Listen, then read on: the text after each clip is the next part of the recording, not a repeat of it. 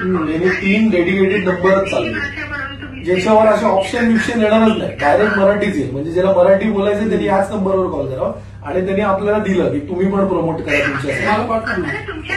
त्याच्या व्यतिरिक्त त्यांनी गॅलरीमध्ये आम्हाला सांगितलं की आम्ही तर रिक्रूट करतो, पण समजा आम्हाला मराठी, त्यांचं असं म्हणणं होतं ज्याला आम्ही मान्य करत नाही की मराठी मुली भेटत नाही गॅलरीमध्ये काम करायला, तर त्यांनी सांगावं की कोणत्या कोणत्या एरियात कोणत्या गॅलरीत तुम्हाला मराठी मुली पाहिजे, तर ते आम्ही प्रोव्हाइड करू. एक तर तुमच्या गॅलरीमध्ये मराठी मुली पाहिजेत आणि तुमचं जे कॉलिंगवर आहे तिथे जास्तीत जास्त प्रमाणात, कारण महाराष्ट्रामध्ये आपले सगळ्यात जास्ती, मी थोडं रिसर्च आणि अनालिसिस केलं, आपले सबस्क्रायबर्स जास्ती नॉर्थ नंतर इथेच आहेत.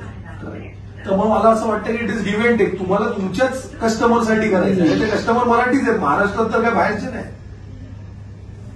तर याचे प्रॉब्लेम, अडचण तर काय नाही, अडचण तीच आहे की तुमचं सॅलरी पॅकेज, तर ते आम्ही प्रोव्हाइड करू ना. तुम्ही सांगा की इतकी मराठी मुलं लागणार, इतकं पगार आहे, सांगणार तर सोल्युशन निघणार ना.